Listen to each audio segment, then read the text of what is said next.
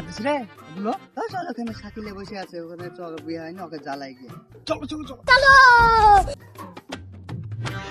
কি রে কি করিস কি বলবো রে ভাই এ রোজাতে বউ থাকার মজাই আলাদা। আমার বউ যখন ভোর রাতে ভাত খেতে ডাকে রে, ওর কি বলে জানিস? কি বলে বল বলে কি ওরা ভাত খেয়ে এলাম টাইম হয়েছে, উঠো না গো উঠো, তাই বলে।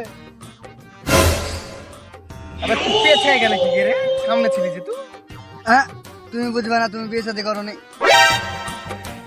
আমার বউ যখন ঝাড়া ভাজে রে তোকে নিয়ে যায় আমার হাতটা চেপে ধরে, আমার বউ বলে হাতটা ছেড়ে দাও না ঝাড়াটা পুড়ে যাবে।